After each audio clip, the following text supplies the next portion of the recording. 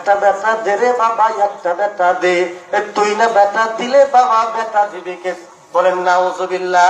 এইরকম শয়তান আছে না নাই? সন্তান দিয়ে আল্লাহ রাব্বুল আলামিন পরীক্ষা করবে। শুধু তাই নয়, এই সন্তান, এই ধন সম্পদ আমাদের জন্য ফিতনা, কি মুসিবত। ইন্নামা আমওয়ালুকুম ওয়া আওলাদুকুম ফিতনা। আল্লাহ রাব্বুল আলামিন বলেছেন, তোমাদের ধন সম্পদ, তোমাদের সন্তান তোমাদের জন্য মুসিবত, তোমাদের জন্য ফিতনা। কথা ঠিক? আর কি হবে মুসিবত? দেখেন, ধন সম্পদ আল্লাহ যদি দেন, যদি আমরা হক পথে যদি খরচ না করি, সঠিক রাস্তায় যদি খরচ না করি, এই ধন সম্পদ সর্প হয়ে আমাদেরকে সাপ হয়ে দংশন করবে। বলেন নাউজুবিল্লাহ।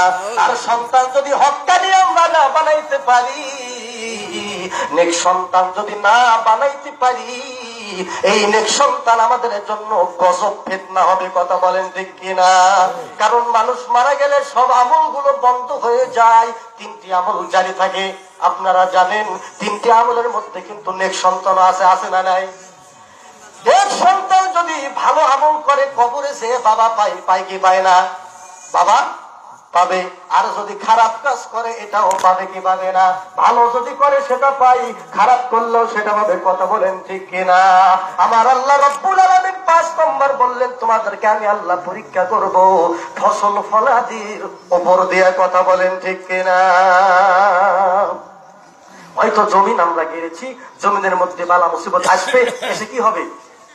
টার্গেট করবো 20 মণ, হয়েছে 15 মণ। শুকরিয়া আদায় করবো কার?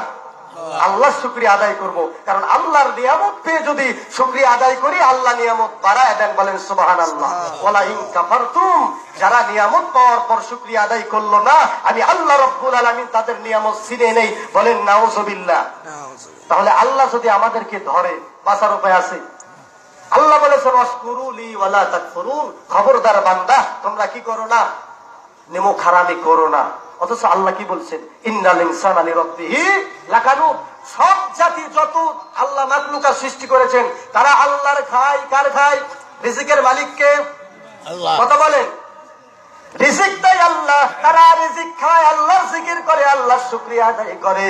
কিন্তু একমাত্র মানুষ নেমো খারাম।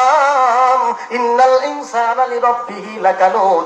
একমাত্র মানুষ আল্লাহর খায়, কিন্তু আল্লাহর শুকরিয়া আদায় করে না, গোয়ামি করে না। কথা বলেন ঠিক কিনা? আমার আল্লাহ রাব্বুল আলামিন বললেন, ওয়ালা ইন কাফারতুম ইন্না আযাবি লাশাদীদ। আমি আল্লাহ রাব্বুল আলামিন এর শুকরিয়া আদায় যদি কোনো বান্দা বান্দি না করে, আমি আল্লাহ তাকে কঠিন আযাবে গ্রেফতার করি। বলুন নাউজুবিল্লাহ। আল্লাহ যদি আমাদেরকে গ্রেফতার করে, বাঁচার উপায় আছে? আছে? বাঁচতে পারবো না। কারণ আল্লাহর ধরা কিন্তু নরম নয়। আল্লাহ ধরে ধরে, ধরে না, ধরলে কিন্তু ছাড়ে না। কথা বলেন ঠিক কিনা?